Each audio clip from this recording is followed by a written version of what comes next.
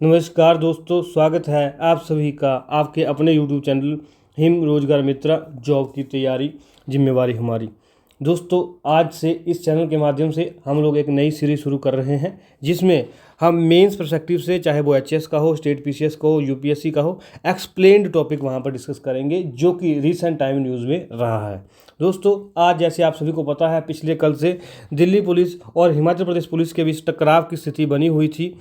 तो उसके बारे में, पूरी प्रक्रिया के बारे में जानेंगे कि क्या वो प्रक्रिया थी, क्यों टकराव हुआ और हमारे पढ़ाई के पर्सपेक्टिव से, पेपर के पर्सपेक्टिव से वहाँ से क्या चीज़ें हमारे लिए इंपॉर्टेंट है। कंप्लीट जानकारी आपको यहाँ पर हमारे द्वारा प्रोवाइड करवाई जाएगी। दोस्तों, बिना इसमें बात किए हुए सीधा बढ़ते हैं अखबार की कटिंग की तरफ। पहले वहाँ देखेंगे कि कैसे आज इंडियन एक्सप्रेस का आर्टिकल यहाँ पर दोस्तों लिया गया है। अगर आप इस आर्टिकल को यहाँ पर देखें तो यहाँ पर आप क्या देख पा रहे हैं कि cops versus cops in Himachal after Delhi police pickup 3 IYC man.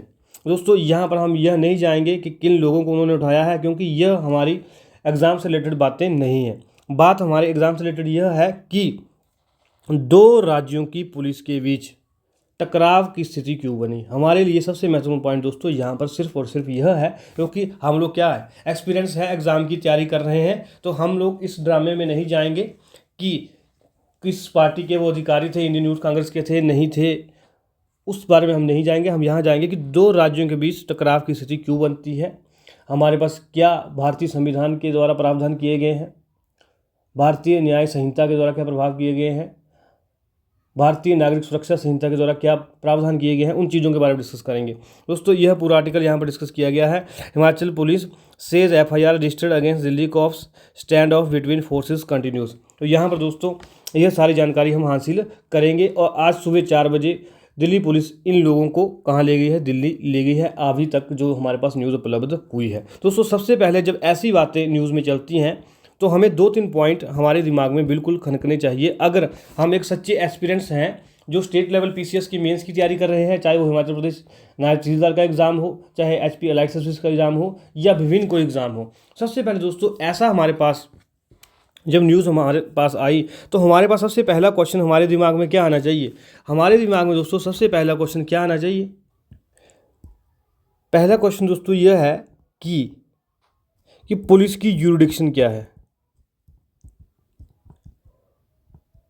कि जो हमारे पास विभिन्न राज्यों की पुलिस है उसका क्षेत्राधिकार क्या है।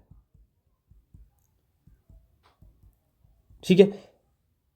फिर दूसरा सवाल हमारे पास क्या आना चाहिए कि जब क्षेत्राधिकार के बारे में आपको पता लग गया तो आपको क्या पता लगना चाहिए कि केंद्र व राज्य के बीच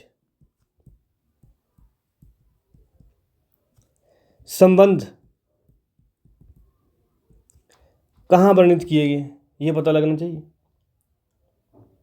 ठीक है। और तीसरा सवाल हमारे पास क्या आता है कि पब्लिक ऑर्डर और जो पुलिस है यह किस अनुसूची के अंतर्गत है, ये किसका अधिकार जो हमारे पास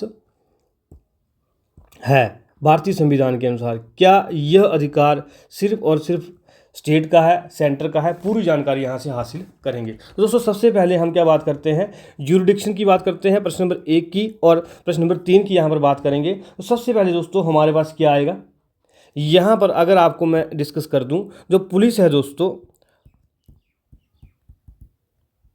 पुलिस एंड पब्लिक ऑर्डर। ठीक है। यह जो दोनों चीज़ें हैं यह भारतीय संविधान की शेड्यूल 7 में वर्णित है। शेड्यूल 7 जिसको क्या कहा जाता है, 7वीं अनुसूची। ठीक है। अब 7वीं अनुसूची में वर्णित है, ये आप लोगों को पता लग गया। और 7वीं अनुसूची में किसमें, लिस्ट 2 में। लिस्ट 2 का मतलब क्या भाई, स्टेट लिस्ट। तो यहाँ से दोस्तों आपको यह पता लग गया कि जो हमारे पास पुलिस और पब्लिक ऑर्डर है यह राज्य सूची का अधिकार है। राज्य सूची का अधिकार है, इसका मतलब क्या है, इसका मतलब यह है कि जो पुलिस होगी, जो पुलिस का काम होगा और पब्लिक ऑर्डर का काम होगा, वह किसके अंडर होगा, राज्यों के अंडर होगा। राज्यों के अंडर होगा तो दोस्तों इसका क्या मतलब हुआ कि जो किसी भी राज्य की पुलिस होगी, जैसे मान लो यह कोई राज्य है, इसके अंदर जो भी पुलिस है, इसके अंदर पब्लिक ऑर्डर बनाने का कार्य किसका, इस राज्य की पुलिस का है। ठीक है, यह अनुसूची यहाँ पर वर्णित की गई है। 7th की जब हमने बात की, इतना आपको पता लग चुका है। तो दोस्तों यहाँ से क्या क्लियर होता है कि state have exclusive jurisdiction over police within their territory. तो इसका मतलब क्या हुआ कि जो हमारे पास राज्य है, राज्य का अपने क्षेत्र में पुलिस के सारे काम के ऊपर अधिकार है। ठीक है, क्या है, राज्य की एक्सक्लूसिव जुरिडिक्शन है विद इन इट्स टेरिटरी। इस अनुसूची से हमें यह क्लियर हो चुका है। ठीक है, अब दोस्तों यहाँ पर अगर हम बात करें, जो दिल्ली पुलिस की बात यहाँ पर की जा रही है, दिल्ली पुलिस की दोस्तों अगर हमें यहाँ पर बात करनी पड़ेगी, क्योंकि दिल्ली पुलिस का हिमाचल के साथ डिस्प्यूट था। तो दिल्ली पुलिस की बात करें दोस्तों, तो इसके बारे में हमें बातचीत किसके थ्रू मिलती है, भारतीय संविधान के आर्टिकल नंबर 239 AA के अंदर, जो किस अमेंडमेंट के अंतर्गत आया था, यह भी आपको पता होना चाहिए, एग्जाम में कई बार क्वेश्चन आ चुका है। 69th constitution amendment act 1991। आपको यहाँ तक पता लग चुका है कि दिल्ली पुलिस की स्थापना किसके अंतर्गत की गई थी, आर्टिकल 239 AA के अंतर्गत। और किस अमेंडमेंट के अंतर्गत, किस संवैधानिक संशोधन के अंतर्गत ये आया था, 69th कॉन्स्टिट्यूशन अमेंडमेंट एक्ट 1991। अब दोस्तों यहाँ तक बात पहुँच चुकी है, तो हमें इस आर्टिकल के बारे में पता होना चाहिए, क्योंकि दोस्तों अगर आपको मेंस पर्सपेक्टिव से तैयारी करनी है तो न्यूज़ से ऐसे ही क्वेश्चन निकलेंगे। आप ऐसा नहीं होगा कि भाई आपने न्यूज़ पढ़ ली कि ठीक है जी डिस्प्यूट हुआ है, अखबार बंद कर दी। It is none of your use, ये आपके किसी भी काम की नहीं है जब तक आपने यह खुराफाती दिमाग नहीं चलाया कि भाई इस न्यूज़ से क्या चीज़ें आ सकती हैं। ठीक है, अब आर्टिकल 239 क्या बोलता है हमें, आर्टिकल 239 की दोस्तों अगर हम बात करें, ये बोलता है कि दिल्ली क्या है, दिल्ली को NCT डिक्लेयर करता है, नेशनल कैपिटल टेरिटरी, राष्ट्रीय राजधानी क्षेत्र डिक्लेयर करता है। कौन सा आर्टिकल, 239A AA। ठीक है, और इसके अंतर्गत क्या बोला गया कि दिल्ली में 70 सदस्यीय क्या होगी, विधानसभा होगी। ठीक है, दिल्ली में 70 मेंबर क्या होगी, लेजिस्लेटिव असेंबली होगी। ठीक है, लेकिन जो पुलिस है, ठीक है, और कानून व्यवस्था है, ठीक है, ये किसके अंतर्गत होगी, मिनिस्ट्री ऑफ होम अफेयर्स के अंतर्गत होगी। यहाँ पर दोस्तों आपको यह चीज़ काफ़ी इंपॉर्टेंट जानना हो जाती है, वो दिल्ली में जो पुलिस और कानून की व्यवस्था है जो किसके अंदर है, भारत के केंद्रीय सरकार के गृह मंत्रालय के अंतर्गत है। यहाँ तक आपको कंसेप्ट क्लियर हो चुका है, कहाँ से हम चले थे दोस्तों, यहाँ से हम चले थे और कहाँ पहुँच रहे हैं, यह चीज़ें आपको पता होनी चाहिए। ठीक है, अब दोस्तों यहाँ तक जब आपको पता लग चुका है, तो अब हम बढ़ते हैं आगे किस चीज़ के बारे में कि भैया ये जो सारा डिस्प्यूट चला, तो जो भारतवर्ष की क्या है, भारतीय नागरिक न्याय सुरक्षा संहिता, नागरिक न्याय सुरक्षा संहिता, सॉरी यहाँ पर जो है हमारे पास क्या आएगा, नागरिक सुरक्षा संहिता। ठीक है, भारतीय नागरिक सुरक्षा संहिता यहाँ पर आएगा। ठीक है, जिसको क्या बोला जाता है, BNSS बोला जाता है, जो पहले क्या हुआ करती थी, CRPC हुआ करती थी, अब वो क्या हो गई है, भारतीय नागरिक सुरक्षा संहिता हो गई है। इसके अंतर्गत दोस्तों यहाँ पर यह जो संहिता है यह डिफाइन करती है क्या, कि कैसे जब अंतर्राज्यीय कोई अपराधी होगा उसके लिए कैसे पुलिस काम करेगी। दोस्तों उसका वर्णन किसके अंतर्गत मिलता है, BNSS के सेक्शन 80, 81, 82 और 83। किस चीज़ के बारे में बात करते हैं कि जब अन्य क्षेत्राधिकारों में अपराधियों को कैसे पकड़ा जाएगा, कैसे वारंट जारी होगा। ठीक है, क्योंकि अब दिल्ली कोर्ट के द्वारा क्या, दिल्ली हाई कोर्ट के द्वारा क्या जारी किया गया था, वारंट जारी किया गया था उन लोगों के विरुद्ध जो वहाँ रुके थे चिड़गांव में, हिमाचल प्रदेश में। ठीक है, तो उस डिस्प्यूट के लिए कौन से आर्टिकल जरूरी थे, वो इस सेक्शन के अंतर्गत ये चीज़ें हुई थी BNSS के। अब इन सेक्शनों के बारे में हमें जानना जरूरी है। ठीक है। अब इन सेक्शनों के बारे में अगर हम पढ़ेंगे तो यहाँ पर आप देखिए कि आपको यहाँ से दोस्तों चीज़ें क्लियर होंगी। जो वीडियो क्लिप्स आप देख पा रहे हैं, जहाँ पर क्या बात आ रही है कि आप इन्हें नहीं ले जा सकते, आपको हमारे साथ कोऑपरेट करना पड़ेगा, यह वर्ड हमें भी सुनाई दे रहे हैं, आपने भी वीडियो देखी होगी, तो वह चीज़ आपको यहाँ से क्लियर होगी। कैसे, यहाँ पर देखेंगे सेक्शन 80 ऑफ किसका BNSS, भारतीय नागरिक सुरक्षा संहिता, क्या बात करता है दोस्तों? यह बात करता है किस चीज़ की? Warrant directed to police officer for execution outside jurisdiction, अधिकार क्षेत्र के बाहर निष्पादन के लिए वारंट जारी किया जाता है। क्या? यदि वारंट किसी अन्य जिले में निष्पादित किया जाना है तो न्यायालय इसे डाक या सीधे पुलिस या मजिस्ट्रेट को भेज सकता है जहां आरोपी रहता है। तो दोस्तों यहाँ पर आप देखेंगे कि warrant can be send directly to the police officer in another jurisdiction for execution. दोस्तों क्या बात कर रहा है कि जब अपराधी जो है कहाँ है, किसी अन्य ज्यूरिडिक्शन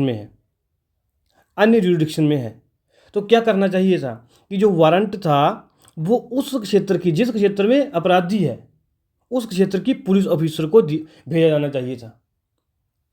ठीक है।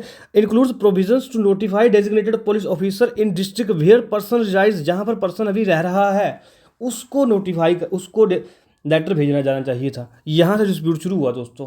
क्या हुआ कि दिल्ली पुलिस ने क्या किया कि शिमला पुलिस को क्या किया, जो डेजिग्नेटेड अधिकारी था, पुलिस अधिकारी था, उसको इस चीज़ के बारे में जानकारी नहीं दी, और जो चिड़गांव में होटल था वहाँ से क्या कर लिया, वहाँ से उसके जो CCTV कैमरे से उसकी DVR भी जब्त कर ली, उन लोगों को भी गिरफ्तार करने की कोशिश की। अब इस सेक्शन के तहत दोस्तों हिमाचल प्रदेश पुलिस को कार्रवाई करनी पड़ी। क्यों? क्योंकि हर स्टेट की क्या है, हर स्टेट की पुलिस की अपनी ज्यूरिडिक्शन है, अपना क्षेत्राधिकार है। तो हिमाचल प्रदेश पुलिस को क्या लगा कि जब बाहरी राज्य की पुलिस आकर हमारे राज्य के लोगों को गिरफ्तार कर रही है और बिना उनकी इंफॉर्मेशन के, तो ये तो कहीं ना कहीं सेक्शन 80 ऑफ किसका, VNSS का हनन था। इसीलिए हिमाचल प्रदेश पुलिस ने क्या लिया, इसकी प्रतिक्रिया दी। ठीक है। अब दोस्तों आगे देखेंगे अगला सेक्शन 81 क्या बोलता है कि अधिकार क्षेत्र से बाहर निष्पादन के लिए वारंट अग्रेसित करना। क्या बोल रहा है? Procedure on the arrest of person against हुम वारंट इशूड, कि क्या प्रोसेस है। पहले तो हो गया कि वारंट जारी करना, तो उसके बाद क्या है कि प्रोसेस क्या है। दोस्तों प्रोसेस देखेंगे क्या है।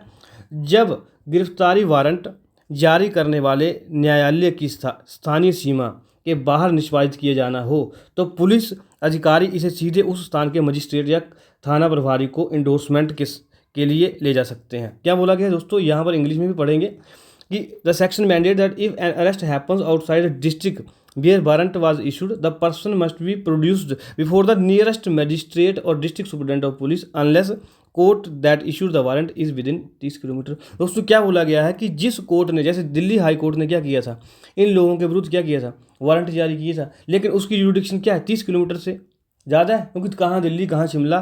तो प्रोसेस क्या बोलता है, सेक्शन 81 ऑफ VNSS क्या बोलता है, सेक्शन 81 ऑफ VNSS बोलता है कि भैया अगर वो नहीं था तो क्या करना चाहिए था, नियरेस्ट जो लोग थे उनको कहाँ पहुँचाना चाहिए था, मजिस्ट्रेट के पास पेश करा जाना चाहिए था, जो वीडियो में आपने देखा हुआ है। जहाँ पर हिमाचल प्रदेश की पुलिस अधिकारी क्या बोल रहे हैं कि सर आप हमारी जो तफ्तीश है उसमें बाधा डाल रहे हैं, क्योंकि हमें इनको कहाँ लेके जाना है, मजिस्ट्रेट के पास लेके जाना है। यह सेक्शन 81 हो गया। अब दोस्तों सेक्शन 82 की बात करते हैं। Procedure on arrest of a person against whom warrant issued, procedure nuance, यहाँ पर बात करेंगे गिरफ्तार व्यक्ति की प्रक्रिया क्या रहेगी। यदि वारंट जारी करने वाला न्यायालय 30 किलोमीटर से दूर है तो गिरफ्तार व्यक्ति को नज़दीकी कार्यकारी मजिस्ट्रेट पुलिस स्टेशन के प्रभारी के पास पेश किया जाएगा, ना कि सीधे वारंट जारी करने वाले न्यायालय में। और सेक्शन 82 क्या बोल रहा है भाई, सेक्शन 82 ये बोल रहा है कि जो व्यक्ति के जिस न्यायालय के द्वारा क्या जारी हुआ, वारंट जारी हुआ है, वो कितना है, वो 30 किलोमीटर से ज़्यादा दूर है। तो प्रोसीजर यही बोलता है कि भैया उसको पहले जिस जगह में वो रह रहा है उसके कार्यकारी मजिस्ट्रेट या पुलिस स्टेशन के प्रभारी के पास पेश किया जाना चाहिए। ठीक है। अब यही तो डिस्प्यूट का कारण बना सबसे बड़ा। अब 83 की बात करें, सेक्शन 83 की बात करें, क्या बोल रहा है कि मजिस्ट्रेट द्वारा अपनाई जाने वाली प्रक्रिया। अब मजिस्ट्रेट क्या काम करेगा भाई उसके ऊपर, जब मजिस्ट्रेट के बाद वो व्यक्ति लाया जाएगा तो मजिस्ट्रेट उसके ऊपर कैसे रिस्पॉन्स करेगा, वो किसके अंतर्गत दिखाई गई है, धारा 83 के अंतर्गत। किसकी धारा, भारतीय नागरिक सुरक्षा संहिता। मजिस्ट्रेट या पुलिस अधिकारी को गिरफ्तार व्यक्ति को जमानत पर छोड़ना होगा यदि क्या है वो बेल लेवल ऑफेंस है, और उसे तुरंत वारंट जारी करने वाले कोर्ट में पेश करने की व्यवस्था करनी होगी। और दोस्तों इसी सेक्शन के अंतर्गत क्या किया, लोकल मजिस्ट्रेट ने उनको क्या कर दिया, दिल्ली भेजने के लिए अलाउ कर दिया। ठीक है, अब उसी चक्कर में क्या हुआ, आज सुबह की जो न्यूज़ है, आज सुबह 4 से 5 के बीच क्या हुआ, उन लोगों को लेकर दिल्ली पुलिस कहाँ चली गई है, दिल्ली हाई कोर्ट चली गई है। ठीक है, किस सेक्शन के अंतर्गत मजिस्ट्रेट ने काम किया, सेक्शन 83 ऑफ भारतीय भारतीय नागरिक सुरक्षा संहिता, माफ़ी चाहेंगे, भारतीय नागरिक सुरक्षा संहिता। तो दोस्तों उम्मीद कर रहा हूं कि आप लोगों को अभी पूरी कहानी क्लियर हो चुकी होगी कि पुलिस के बीच डिस्प्यूट का कारण क्या बना। ठीक है दोस्तों, यह 4 सेक्शंस से जिनके अंतर्गत यह कार्रवाई हुई। ठीक है, और ऐसा नहीं है कि भारतवर्ष में पहली बार ये कार्रवाई हुई है। बंगाल में आपने देखा होगा, उत्तर प्रदेश में आपने देखा होगा, पंजाब में आपने देखा होगा, हरियाणा में भी हुई थी कुछ साल पहले। तो ये डिस्प्यूट हमेशा चले रहते हैं। ठीक है, क्यों, क्योंकि ड्यू प्रोसेस फॉलो नहीं किया जाता। ठीक है, और अगर इसी को किसी विशेष पार्टी विशेष से जोड़ना कि इस राज्य में इसकी सरकार है, वो सब हमारे जो टॉपिक से बाहर की बातें हैं, क्योंकि हमें सिर्फ एग्जाम फोकस तैयारी करनी है। तो ये सारी बातें थी। ठीक है, अब दोस्तों यहाँ तक बातें पहुँच चुकी हैं, तो हमारे पास अगला सवाल क्या आता है कि भैया आपको ये तो पता लग गया क्या कि किस भारतीय नागरिक सुरक्षा संहिता के किन सेक्शनों के अंतर्गत ये कार्रवाई हुई, लेकिन दोस्तों यह चीज़ें क्या दर्शाती हैं, अगर मेंस में क्वेश्चन ऐसा आ जाए तो यह चीज़ें क्या पॉइंट्स आपको नोटिस करवाती है, क्या कमियां आपको नज़र आती हैं। इससे पहली कमी दोस्तों क्या नज़र आती है, यह क्या दिखाती है हमें, weak inter state coordination, weak inter state coordination. ठीक है, कैसे, आप सभी को पता है कितना बड़ा मुद्दा आज बन चुका है, हर जगह ये रील शेयर हो रही है, वीडियो वायरल हो रही है नेशनल मीडिया पे भी। ठीक है, तो ये क्या दर्शाती है, कमज़ोर अंतर्राज्यीय संबंध दर्शाती है। ठीक है, अगर क्या है, दूसरी क्या दर्शाती है दोस्तों, ये पॉलिटिकल यूज ऑफ पुलिस भी इसमें इन्वॉल्व है। ठीक है, अब बात तो ये एआई समिट से शुरू हुई थी, तो कहीं ना कहीं यह भी देखने को नजर आता है कि भैया पॉलिटिकल यूज ऑफ पुलिस भी हो रहा है। ठीक है, तीसरा पॉइंट यहां पर क्या नजर आता है, absence of clear SOPs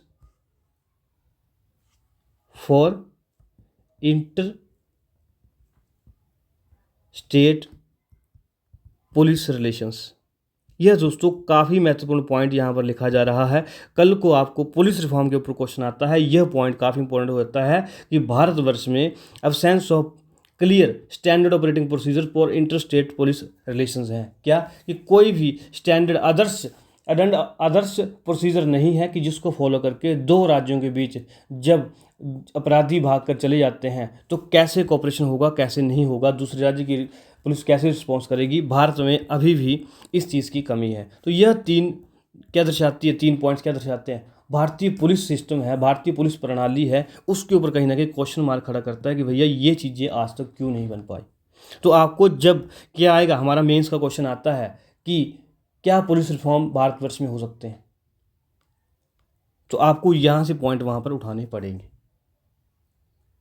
ठीक है, अब दोस्तों यह सारी बातें यहाँ पर हो चुकी हैं इस टॉपिक से रिलेटेड, लेकिन अभी क्या आगे बात होनी चाहिए हमारे पास कि यह चीज़ें सारी तो हो गई, तो कुछ केस यहाँ पर हमें डिस्कस करने पड़ेंगे। एक केस हमारे पास आता है जो क्या करता है, इसके सॉल्यूशन की बात करता है। क्या करता है, इसके सॉल्यूशन की बात करता है। कौन सा, संदीप कुमार केस। संदीप कुमार केस में किसकी गाइडलाइंस आई थी, दिल्ली हाई कोर्ट की।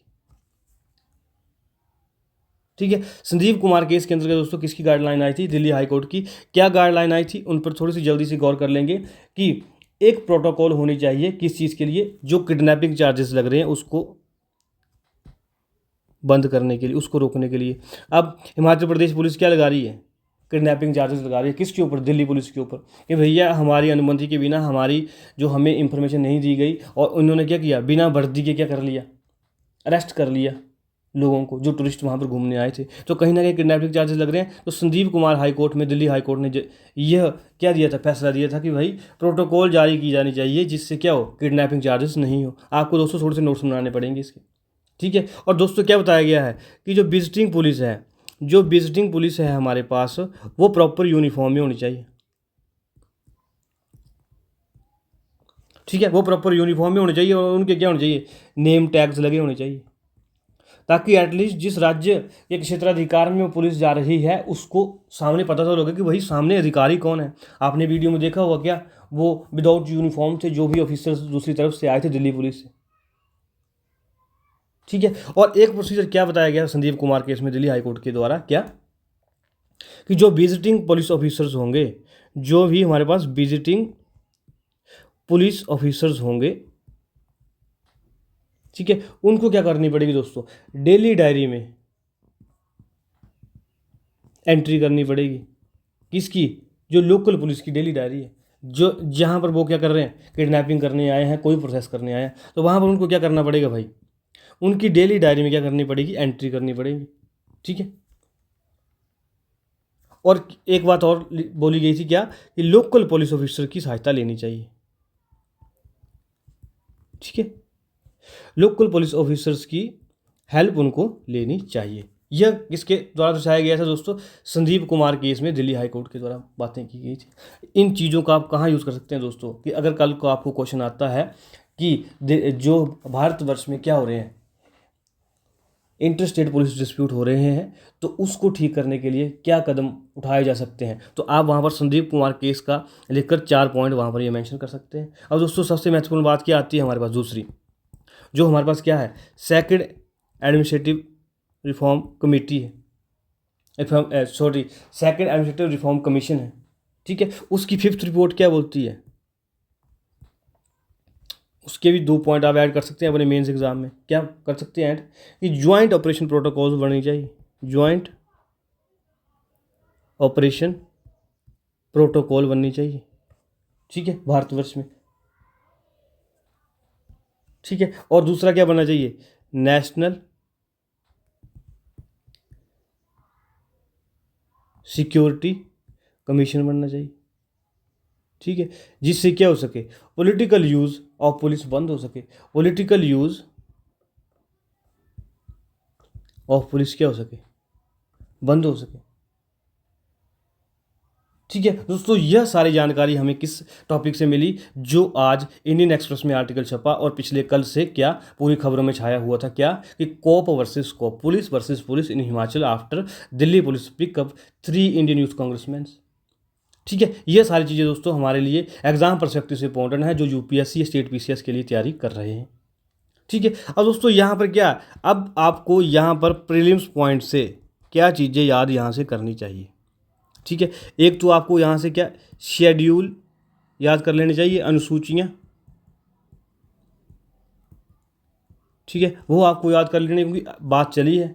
दूसरा आपको क्या पता होना चाहिए यहाँ से, इंटर स्टेट रिलेशन से रिलेटेड कौन कौन से आर्टिकल हैं, वो आपको पता होना चाहिए। अंतर्राज्यीय संबंधों, अंतर्राज्यीय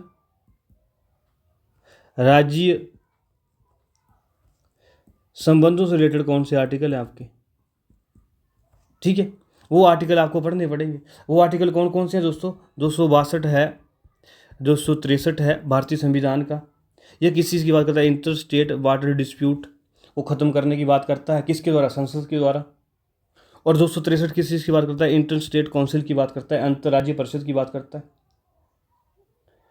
ठीक है दोस्तों। यह सारी चीज़ें आपको किस चीज़ के इंपॉर्टेंट होती हैं, प्रीलिम्स पॉइंट ऑफ व्यू से इंपॉर्टेंट हो जाती है, ठीक है दोस्तों। यह सारी जानकारी थी जो हिम रोजगार मित्र चैनल के माध्यम से आपको प्रोवाइड करवाई गई एक्सप्लेन्ड सेक्शन में, जिसमें हमने इंटर स्टेट पुलिस डिस्प्यूट के बारे में बिल्कुल जानकारी हासिल की, जिसको आप मेंस पर्सपेक्टिव से कहीं भी यूज़ कर सकते हैं। और दोस्तों एक इंपॉर्टेंट पॉइंट जो आप मेंस में यूज़ कर सकते हैं एज ए कंक्लूज़न क्या है, कि जब आप उसको, हमेशा आपको पता होना चाहिए कि जब भी आप मेंस में आंसर राइटिंग करेंगे तो आपको जो कंक्लूजन होगा वो पॉजिटिव एंड पे होगा। कभी भी आपको सरकार के विरुद्ध नहीं लिखना है, सरकार बीजेपी कांग्रेस वो मैटर नहीं करता है, क्योंकि आपको कहीं ना कहीं स्टेट की वहाँ पर क्या दिखानी चाहिए, पॉजिटिव वे में आप उसका क्या कर सकते हैं, उसका आप क्रिटिसाइज कर सकते हैं, लेकिन उसको डायरेक्ट क्रिटिसाइज नहीं कर सकते। तो उसके लिए क्या है, आपको एक लाइन यहाँ पर मैं लिख दूंगा, क्या है, police is a state subject, police is a state subject, but cooperation is a federal necessity। ठीक है, आपको ऐसे पॉइंट्स भी दोस्तों एक कॉपी पर लिख के रखने पड़ेंगे, क्योंकि एग्ज़ाम में आपको यह पॉइंट्स ही बाकी बच्चों से आधा या 1 मार्क्स लेकर आगे चले जाते हैं।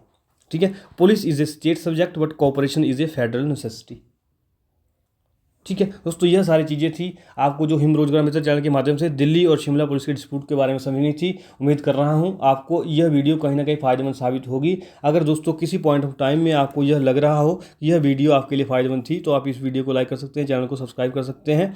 ठीक है, और दोस्तों यहाँ पर अब बात करेंगे क्या कि हमारे द्वारा हिमाचल प्रदेश पटवारी एग्ज़ाम के लिए 2026 के लिए MCQ रिवीजन सीरीज चलाई गई है, जिसकी हर शाम को क्लास 6 बजे यहाँ पर MCQ फॉर्म में ली जाती है। कंसेप्ट बेस्ड MCQ यहाँ पर करवाए जाते हैं। जो व्यक्ति हिमाचल प्रदेश पटवारी एग्ज़ाम की तैयारी कर रहे हैं वो इस क्लास को लाइव लगा सकते हैं। और दोस्तों अगर आप यहाँ तक पहुँचे हैं तो इस QR कोड को स्कैन करके आप हमारा यूट्यूब चैनल ज्वाइन कर सकते हैं। इस QR कोड को स्कैन करके आप हमारा टेलीग्राम चैनल ज्वाइन कर सकते हैं। इस QR कोड को स्कैन करके आप हमारे व्हाट्सएप ग्रुप से जुड़ सकते हैं, और इस QR कोड को स्कैन करके आप हमारे इंस्टाग्राम चैनल से जुड़ सकते हैं। और दोस्तों सबसे महत्वपूर्ण बात, अगर वीडियो के 25 मिनट आपने देख लिए हैं तो आपने चैनल को सब्सक्राइब भी कर दिया होगा। इसके लिए आपका बहुत बहुत धन्यवाद।